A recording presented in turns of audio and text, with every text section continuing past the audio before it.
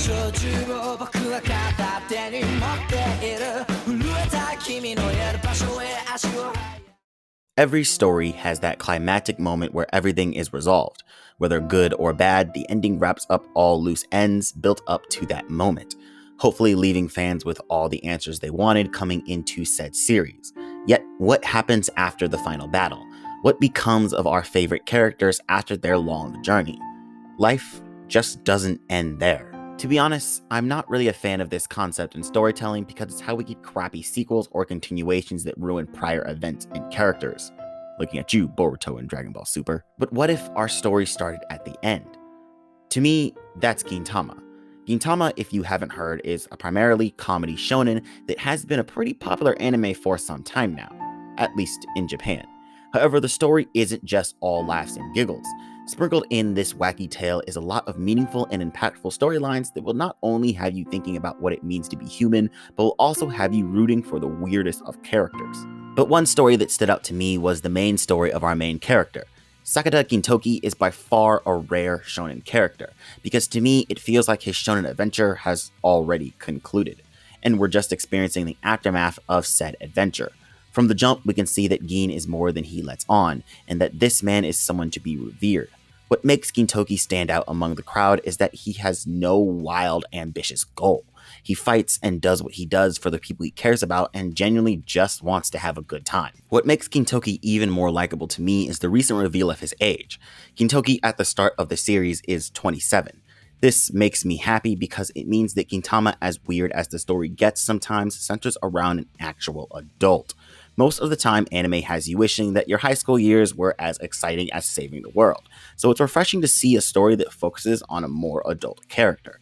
Being 23 at the time of this recording and seeing someone near my age still trying to navigate through life and growing as a person is a refreshing feeling that I didn't know I really needed. To me, Gintoki is someone whose adventure has ended and he has accepted his new life and is content with what he does now. However, that's where Gintoki's biggest conflict comes into play. While he has accepted his new normal, figures of his past seem to have done the exact opposite, causing a lot more trouble for our Odd Jobs boss than he would like. And this, by far, is the most interesting part of the show, the aftermath. Excuse me if I missed something because I'm currently only 150 episodes in by the recording of this video, but Gintama feels to me like a man dealing with the aftermath of his epic shonen adventure. If you haven't caught that by now, because I've said it like 5 times in this video already. But whatever. Life just doesn't end after you accomplish your main goal. There is always a story to be told. Gintoki's story in Gintama isn't about a man becoming stronger in order to achieve some wild dream. It's about a man who is as strong as he needs to be, tying up loose ends in order to preserve the peaceful life he desires. Once again, I might be putting my foot in my mouth because I am not done with the series, and it's not like the main character not having an end goal is something new to Shonen. No, there are many protagonists that have no desire to fight whatsoever. But what makes Gintoki stand out is he's a dick.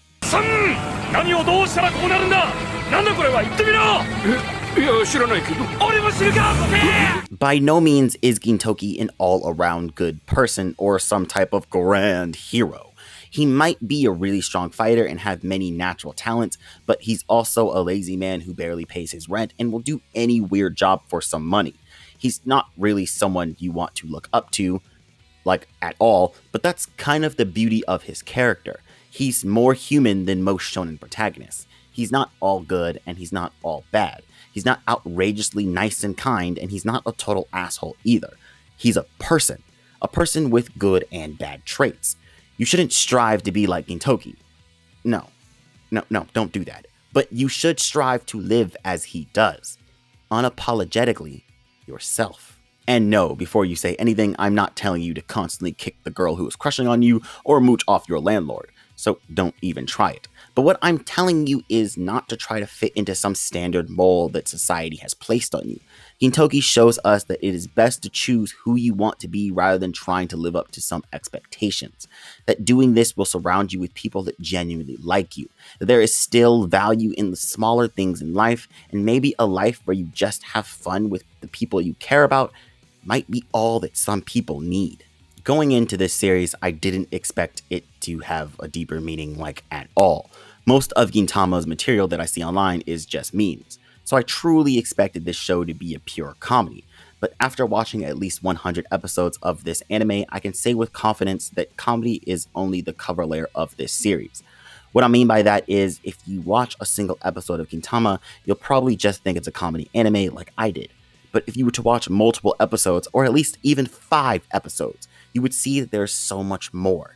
That comedy is only the first layer of this show, and that there's always a much deeper meaning and story being told in every episode. By no means am I saying that Gintama should be taken as seriously as shows like Hunter x Hunter or Vinland Saga, but at the same time, the show shouldn't just be written off as just a gag anime. There is more to Gintama than meets the eye, a much deeper message that the story is trying to tell. Okay, but when this show just does gags, boy, are they hilarious. Okay, so get this right. They banned smoking on planet Earth. So one of the characters, Hijikata, great character, goes to another planet that only has one cigarette left for him to smoke, and he somehow ends up fighting a knockoff version of Frieza and a knockoff version of Cell with a knockoff version of Goku in order to revive a knockoff version of Krillin with nasty knockoff Dragon Balls.